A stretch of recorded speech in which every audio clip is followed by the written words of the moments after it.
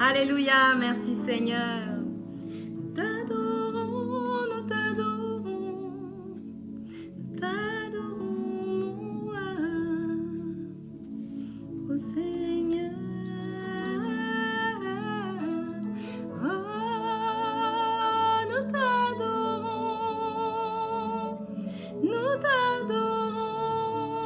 Seigneur.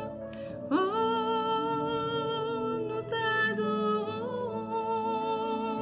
nous t'adorons, nous t'adorons, nous t'adorons, nous t'adorons. Oui, nous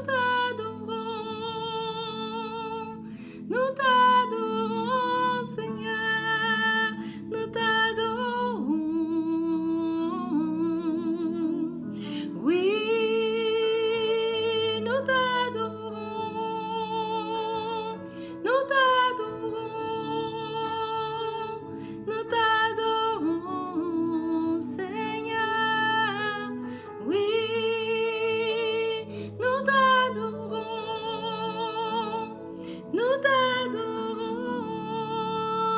Seigneur. Oui, nous t'adorons.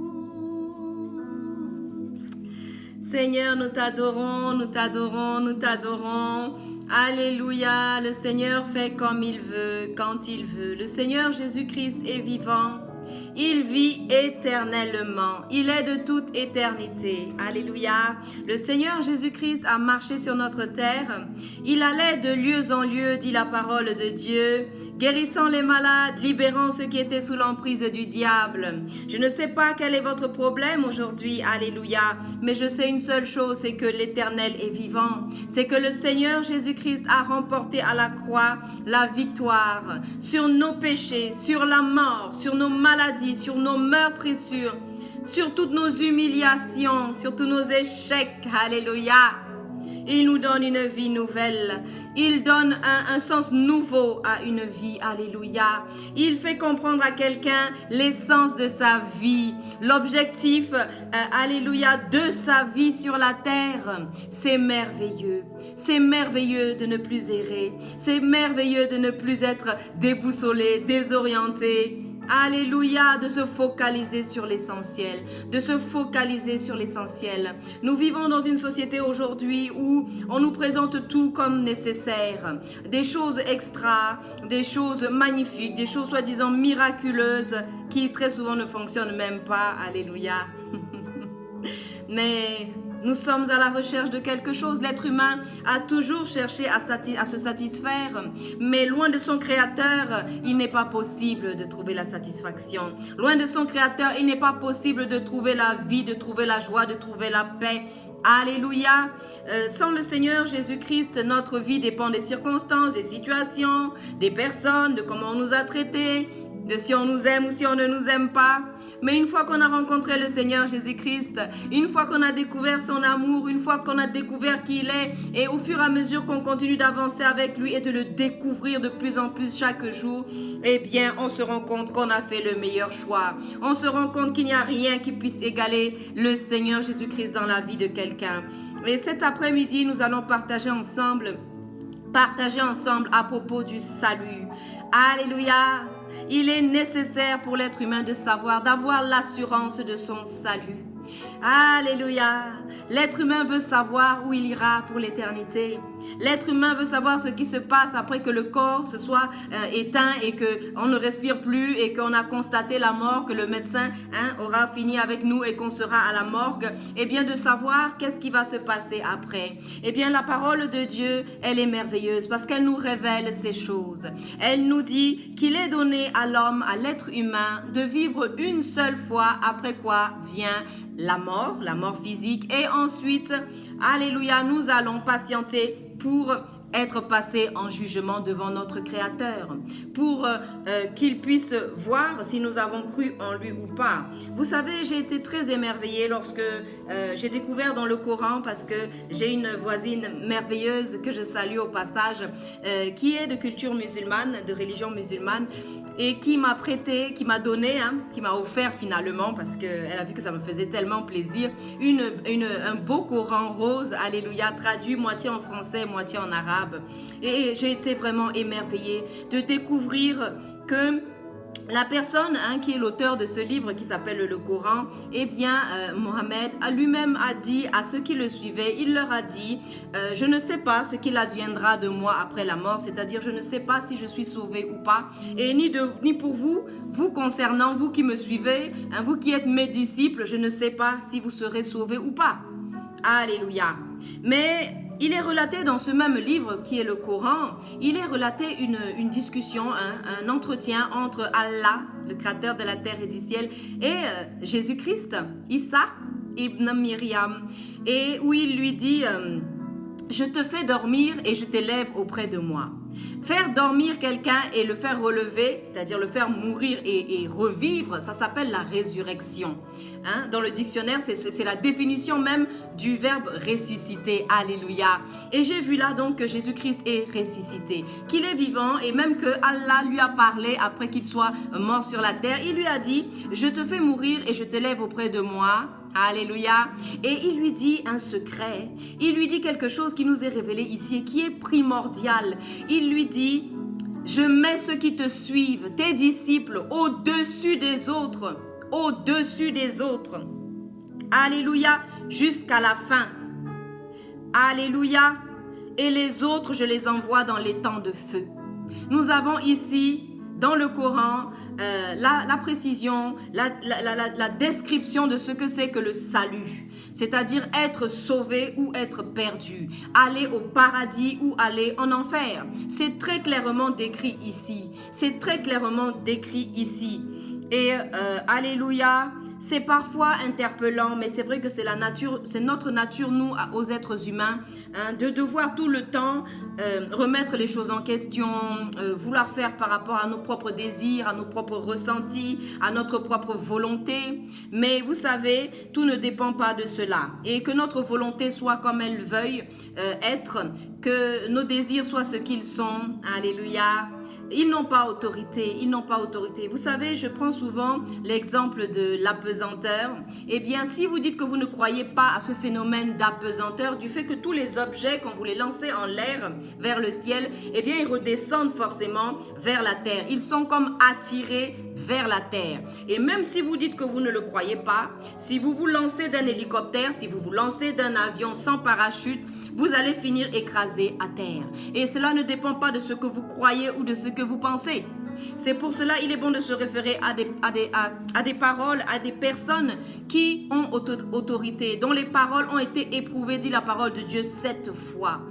Les prophéties qui ont été décrites dans la parole de Dieu se sont pratiquement toutes accomplies. Et moi, quand quelqu'un dit une chose une fois, 2 fois, 3 fois, 4 fois, 5 fois, ça s'accomplit. Pour moi, alléluia, cette personne est digne de confiance. Et tout ce que la parole de Dieu dit s'accomplit. Elle est en train de s'accomplir sous nos yeux et nous tendons ainsi à la fin. Je rappelle une histoire qui est celle de Noé qui, en son temps, criait, appelait le peuple à la repentance, à venir se mettre à l'abri. Un peuple qui faisait des choses qui n'étaient pas forcément reprochables. Ils mariaient leurs enfants, ils faisaient la fête, ils mangeaient ensemble, ils prenaient un petit verre ensemble. C'était très sympathique, alléluia. Mais il y avait là une urgence, il y avait là le créateur de la terre et du ciel qui était en train de sonner la cloche et qui disait, il est temps de rentrer, il est temps de rentrer, il est temps de se mettre à l'abri. Vous avez fait beaucoup de choses qui m'ont déplu et maintenant je veux savoir qui est prêt à me suivre et qui est prêt à continuer à vivre sa vie comme il le veut. Et nous pouvons ainsi voir que Noé a dû essuyer beaucoup de reproches, beaucoup de moqueries de la part de ces personnes. Et la parole de Dieu nous précise aussi quelque chose, c'est qu'en notre temps, au temps où nous vivons, alléluia, parce que nous tendons vers la fin, donc nous sommes pratiquement dans les dernières générations, Et voici qu'il dit, il en sera ainsi le jour où le Seigneur Jésus-Christ reviendra. Et la parole de Dieu dit, mais lorsque le Seigneur Jésus-Christ reviendra, parce qu'il reviendra certainement, eh bien trouvera-t-il la foi sur la terre? Vous savez, quand l'enlèvement va avoir lieu, ce sera comme un rêve. Ce sera comme un rêve. Et je souhaite être parmi ceux qui s'en vont. Je souhaite ardemment être parmi ceux qui s'en vont. Parce que vous savez, la persécution dont on parle, elle est déjà agissante aujourd'hui. Parce que la parole de Dieu dit que l'Antéchrist est déjà en train d'agir quelque part. Et déjà en train quelque part de se manifester. Cet esprit, déjà, on voit les prémices. Alléluia.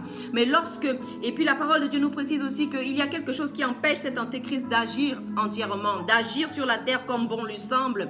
Il s'agit ici de l'église du Seigneur. Ceux qui auront cru au Seigneur Jésus-Christ, et dont même le Coran parle en disant que Allah a dit à Issa, je mets ceux qui te suivent, tes disciples, au-dessus des autres jusqu'à la fin. Alléluia, oui, alléluia. Il s'agit de se préparer à la rencontre de son Dieu. Il s'agit de se préparer, d'avoir une communion avec lui pour qu'il nous dise ce que nous devons enlever, ce que nous devons nettoyer, comment nos robes doivent être épurées, qu'il puisse faire le travail que nous ne pouvons pas faire, parce qu'il y a une chose qui est certaine, rien ne peut effacer nos péchés à part le sang de Jésus-Christ. Le sang de Jésus-Christ a la particularité de ne pas être, alléluia, ne pas contenir les mêmes substances que celles que nous avons. Nous avons le même sang qu'Adam et Ève, les premiers êtres humains qui étaient sur la terre. Mais le Seigneur Jésus-Christ n'est pas né, j'ai souvent l'habitude de le rappeler, d'un gamète de l'ovule de Marie, sa mère, et de Joseph, son père adoptif. Alléluia. Et oui, ça il faut le rappeler. C'était un sang nouveau, c'était le sang de Dieu. C'était un sang particulier parce que Jésus-Christ est né de la puissance du Saint-Esprit qui est descendu dans les entrailles de Marie. Oui, c'est quelqu'un d'exceptionnel et c'est pourquoi son sang peut laver l'humanité en entier. Mon sang à moi, si aujourd'hui je mourais en voulant me sacrifier pour quelqu'un, mon sang ne pourra laver personne. Mon sang ne pourrait sanctifier personne. Mais le sang de Jésus a cette capacité. Il faut avoir la capacité. Il faut que la chose soit capable. Il faut que les compétences qui sont requises figurent. Alléluia. Et c'est ce qu'il a été du Seigneur Jésus-Christ. Et voyez-vous, dans la parole de Dieu, on parle de lui de long en large. Vous commencez, alléluia, dans la Genèse, il est là. Alléluia. Au milieu, avec les prophètes, il est là. Dans le Nouveau Testament, il apparaît clairement. Alléluia. Il a vécu parmi nous. Il a foulé le sol sur lequel nous marchons. Et, alléluia, il nous a tout dit de ce qui devait arriver après. Et il nous a prévenus. Alléluia. Et il nous a donné le conseil de laver nos robes, de purifier nos vies. Alléluia. Alléluia, c'est possible, c'est possible, c'est possible. La parole de Dieu dit qu'il n'y a pas un seul être humain qui n'ait péché. Nous sommes tous pécheurs. Alléluia, tous à l'origine pécheurs. Nous avons tous, en tant qu'êtres humains vivant sur la terre, besoin du salut qui se trouve en Jésus-Christ, notre Sauveur. Oui, nous avons besoin d'accepter, alléluia, cette identification. Nous avons besoin d'accepter que le sang de Jésus-Christ nous lave, que le sang de Jésus-Christ nous lave. Et le sang de Jésus-Christ ne nous lave pas par hasard, il ne nous lave pas par erreur ou par, Non. La parole de Dieu dit que celui qui croira au Fils de Dieu sera sauvé. Il a dit, celui qui n'a pas le Fils n'a pas la vie. Alléluia. Jésus-Christ a dit, je suis le chemin, la vérité et la vie. Issa ibn Myriam, il est le chemin, la vérité et la vie. Il est apparu une fois pour nous montrer, alléluia, qui était Dieu. Alléluia. Alléluia. Ça nous arrange parfois bien de dire que nous ne voyons pas Dieu, nous ne savons pas qui il est, nous ne savons pas sa volonté, mais tout cela n'est pas vrai. Parce que le Fils Jésus-Christ est venu et il a dit, celui qui m'a vu a vu le Père. Nous avons vu Jésus-Christ. Nous avons le compte rendu de comment il s'est comporté, de comment il faut se comporter, de ce que Dieu attend de nous, de notre comportement, de notre façon d'être et de ce que nous devons faire, de ce que nous avons à faire. Tout y est mentionné.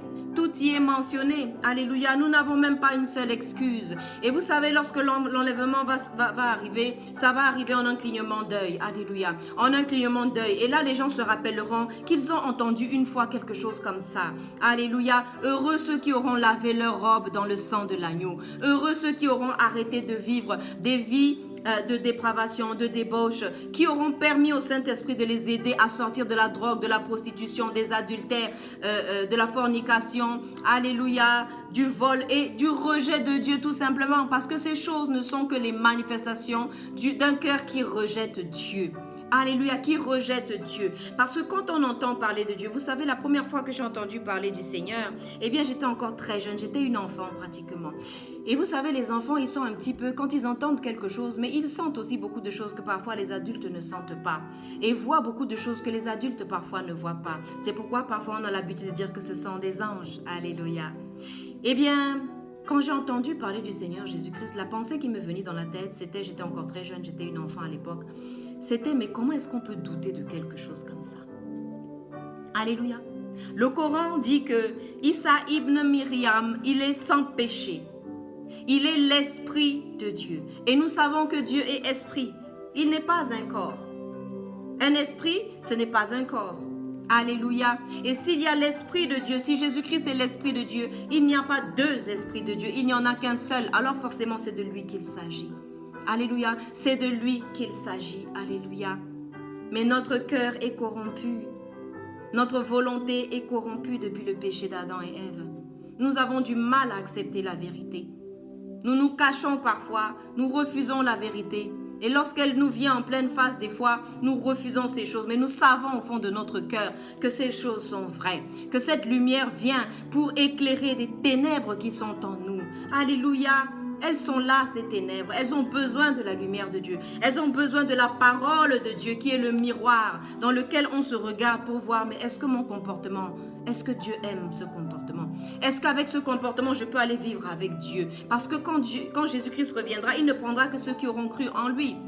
On dit Isa ibn Myriam revient, mais il ne prendra pas les gens qui n'auront pas cru en lui. Il ne prendra pas les personnes qui n'auront pas écouté son message, qui ne se seront pas conformées à cela. Imaginez-vous que Dieu prend son temps pour nous envoyer, même si on dit que ce n'est qu'un messager, mais qu'on n'ait pas écouté le messager. Le messager qui est en train de dire « Je suis le chemin, la vérité et la vie ». Le messager qui guérissait les malades, qui ressuscitait les morts. Le messager qui n'a point péché. Alléluia. Que les écailles de nos yeux tombent ce matin. Que les écailles des yeux tombent aujourd'hui. Alléluia. Le Seigneur est merveilleux. Le Seigneur est merveilleux. Et vous savez, quand l'enlèvement aura lieu, ce sera en un claquement de doigts. En un claquement de doigts. Et nous n'aurons pas d'excuses. Nous n'aurons pas d'excuses. Nous n'aurons pas d'excuses. Isa ibn Myriam lui-même, il a dit quand il était sur la terre qu'il est le chemin, la vérité et la vie. Et nul ne va au Père que par lui. Il est la porte. Il a dit, je suis la porte. Celui qui entre par la fenêtre, par le plafond, par je ne sais pas quel trou, eh bien, c'est un usurpateur. Est-ce que vous êtes fils? Est-ce que vous avez reconnu Dieu? Est-ce que vous êtes encore dans le rejet de Dieu? Ou est-ce que finalement vous avez accepté la main tendue de Dieu? Ça donne la paix, ça donne la joie. En fait, ça réconcilie avec soi-même. Parce que quand on est loin de Dieu, quand on refuse Dieu quelque part, quand on refuse le conseil de Dieu, la parole de Dieu, eh bien, on n'est pas en paix avec soi-même. On est comme en train de se bagarrer avec soi-même. Alléluia, constamment, constamment, constamment. Mais quelle joie de trouver cette paix, d'accepter finalement de lâcher prise, de dire Seigneur, tu es plus grand que moi. Seigneur, tu es merveilleux, tu es admirable. Seigneur, tu es tout puissant, tu peux tout. Seigneur, tu es omniprésent, tu sais tout. Tu m'as vu dans ma galère, tu m'as vu dans mes tentatives, dans mes luttes, mes combats. Mais alléluia, quelle paix, quelle joie de pouvoir enfin dire ah, le Seigneur est au contrôle de ma vie. Le Seigneur est au contrôle de ma situation. Le Seigneur me donne la paix, il me donne la joie. Vous savez, Jésus-Christ dans la barque, il dormait. Il dormait parce qu'il savait que son Père lui avait dit le matin quand il s'était réveillé pour parler avec son Père très tôt comme il avait l'habitude de le faire. Alléluia. Je vois quelqu'un retrouver le lieu de prière. Je vois quelqu'un retrouver le lieu de l'intimité. Alléluia, quelle joie. Quand le Saint-Esprit, quand Dieu te visite, quand il t'ouvre les yeux. Alléluia, quand il te révèle les secrets du royaume. C'est merveilleux. C'est merveilleux. Rien ne remplace la relation avec Dieu. Rien ne remplace cette relation avec le Saint-Esprit. Rien ne peut remplacer cela. Alléluia. Dieu, il aime l'obéissance plutôt que les sacrifices. Il aime qu'on fasse ce qu'il faut faire plutôt que d'offrir d'autres choses en disant, oui, je n'ai pas pu te donner ce que je devais te donner, mais je remplace ça par autre chose. Ça ne marche pas avec le Seigneur. Non. Alléluia. L'obéissance à Dieu. L'obéissance à Dieu. Vous savez, à force d'échouer, à force de se cogner la tête, à force de voir que ça ne fonctionne pas, on finit par finir au pied du Seigneur. Au pied du Seigneur en disant, Seigneur, je ne veux plus lutter contre toi. Alléluia. Je veux marcher dans ton sens. Je veux travailler dans le même sens que toi. Je veux m'associer à toi. Je veux me reposer sur toi, poser ma tête sur ton épaule. Je veux déposer mes fardeaux à tes pieds. La parole de Dieu dit, venez à moi, vous tous qui êtes fatigués, chargés, et je vous donnerai du repos. Et je vous donnerai du repos. C'est pourquoi vous pouvez voir parfois des personnes, alléluia, dans des situations graves, critiques, où tout le monde paniquerait, mais la personne est là zen. Et ça me rappelle cette fois où on m'a emporté en psychiatrie. Alléluia. Où on est venu me menotter en plein jour, on m'a emmené devant mes enfants, devant tout le voisinage et on m'a jeté comme ça dans la fourgonnette, alléluia. Et je ne savais pas quand est-ce que j'allais sortir de là, mais je savais une seule chose, c'est que je pouvais faire confiance à l'amour de Dieu. Et je lisais tout à l'heure une phrase qui disait, nous ne pouvons pas forcer la main de Dieu parce qu'il fait comme il veut et il sait très bien la pression qu'il faut mettre sur nous, les situations qu'il faut permettre et tout le reste pour que ça donne de la crème, pour que ça donne comme le potier, un bel objet, un beau vase qui va pouvoir porter une huile de valeur. Alléluia. Il est magnifique, notre Seigneur. Donc, nous pouvons lui faire confiance. Et même si nous sommes en psychiatrie, même si nous nous retrouvons en prison, même si nous nous retrouvons dans quelques situations que ce soit. Vous savez, j'ai lu une fois un petit livre qui s'appelait Enfermé dans un conteneur à cause de ma foi. Enfermé dans un conteneur à cause de ma foi. Alléluia. Le cheminement avec Dieu nous conduit parfois dans des endroits que nous n'attendions pas, dans des situations que nous n'avions pas imaginées. Alléluia. Mais ce qui est merveilleux, c'est que le Seigneur nous amène quelque part. Il nous amène pas à pas à grandir avec lui. Pas à pas à grandir avec lui. Et vous savez, lorsque l'enlèvement va avoir lieu, après ce sera compliqué parce que ce qui retenait l'antéchrist jusqu'à présent ne sera plus. Le Saint-Esprit, alléluia. Et à ce moment-là, ce sera vraiment des situations très difficiles. Et à ce moment-là, ce bouquin-là, qui est déjà un best-seller, deviendra best-seller. Il deviendra un archi-best-seller parce que tout le monde va se rappeler que dans ce livre-là, on avait parlé de cette affaire et voici que c'est arrivé.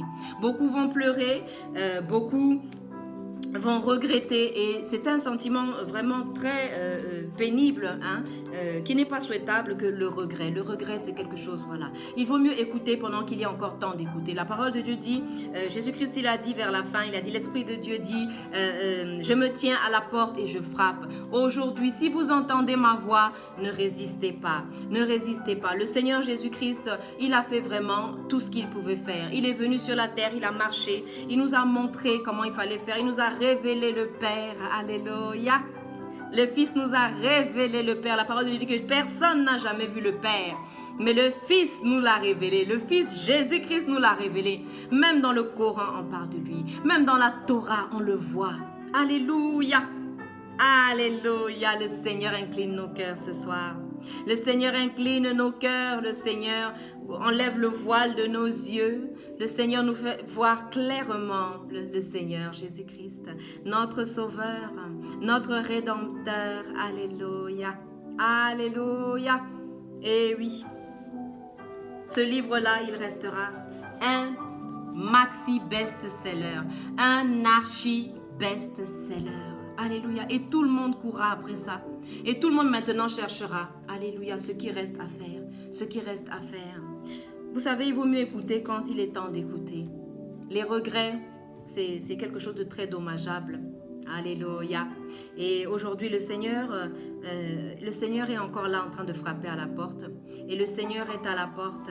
Et nous devons nous encourager à l'accepter, à recevoir le Seigneur Jésus-Christ dans nos vies, à arrêter d'être en rébellion contre notre Sauveur, d'arrêter d'être dans la révolte, dans le rejet de Dieu. Et si nous examinons bien nos cœurs, nous verrons que nous avons passé notre temps à rejeter Dieu, à rejeter ses enseignements, à rejeter sa main tendue, à le refuser, comme vous savez l'ont fait les pharisiens à l'époque, parce que nous n'aurions peut-être pas été mieux si nous avions vécu à ce temps-là. Et nous bénissons le Seigneur, et chaque fois que je me remémore que c'est une grâce d'avoir la révélation de Jésus-Christ. C'est vraiment une grâce, parce que je me suis rendu compte qu'on ne peut pas forcer quelqu'un à voir. On ne peut pas forcer quelqu'un à se rendre à l'évidence finalement. Alléluia. Mais heureux celui qui a reconnu le Fils de l'homme. Heureux celui qui a cru en la promesse. Alléluia, car elle s'accomplira. Elle s'accomplira certainement. Ce soir, je voudrais te rappeler que le Seigneur t'a fait des promesses et il les accomplira certainement. Il les accomplira certainement. Reste dans l'attitude d'attendre du Seigneur, l'attitude de soumission à Dieu, l'attitude d'écoute de Dieu pour obéir à tout ce qu'il va donner comme orientation. Alléluia. Et cette prophétie, elle doit s'accomplir dans ta vie. Ces prophéties, elles doivent s'accomplir dans ta vie. Alléluia. Et ce soir, on a encore eu l'opportunité de parler du Seigneur Jésus-Christ et nous ne pouvons pas nous quitter sans avoir invoqué sa présence et demander à ce que nos vies changent au travers de sa présence dans nos vies, dans nos cœurs. Alléluia. Nous disons ensemble ce soir, Seigneur, nous te remercions, Père. Nous te remercions parce que tu nous as aimés d'un amour incommensurable. Nous te remercions parce que tu uses de patience envers nous, Seigneur. Nous te remercions parce que tu ne nous écrases pas par ta puissance, mais tout doucement, tu nous amènes. Et c'est vrai, nous vivons parfois des situations difficiles, nous vivons parfois des choses que nous ne comprenons pas forcément, mais nous savons que ta main est bonne. Nous savons que, Seigneur, tu es bon, tout ce que tu fais est bon et que toute chose concourt au bien de ceux qui aiment l'Éternel. Voilà pourquoi ce soir, nous t'accueillons, Seigneur Jésus, dans nos cœurs. Nous t'accueillons dans nos vies. Viens remplir nos vies. Viens changer nos vies. Viens changer nos cœurs. Capacite-nous. Donne-nous la capacité, Seigneur. Remplis-nous de ton Saint-Esprit, Seigneur, afin que nous puissions marcher en nouveauté de vie, afin que nous puissions abandonner, Seigneur, tout ce qui était du vieil homme, Seigneur, de la vieille femme, Seigneur, et que nous puissions revêtir Christ, revêtir Christ, revêtir Christ, Seigneur. Tu nous inondes de ta présence aujourd'hui. Tu nous inondes de ta présence. Alléluia. Alléluia, Seigneur. Nous n'attendrons pas que la porte soit fermée, comme au temps de Noé, Seigneur, où tu as fermé la porte. Et il a été trop tard pour ceux qui étaient dehors. Le déluge est arrivé et il a tout détruit.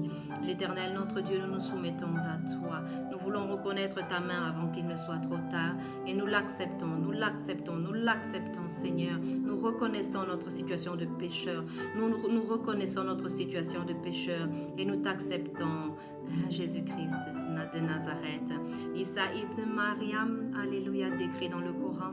Alléluia.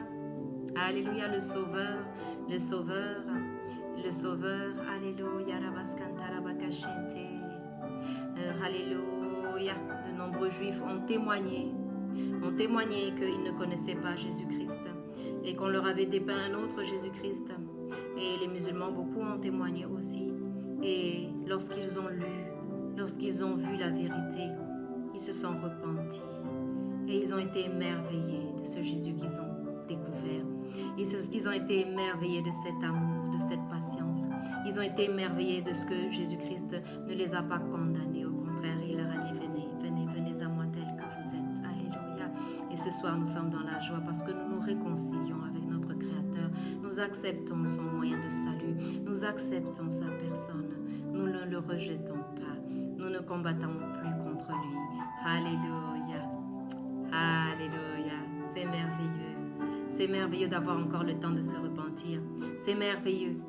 Alléluia. Nous bénissons le nom du Seigneur Jésus-Christ. Oui, nous bénissons le nom du Seigneur Jésus-Christ. Soyez bénis dans vos maisons. C'était la servante de Dieu Valérie Marcel Keza. À très bientôt. Soyez bénis. Au revoir.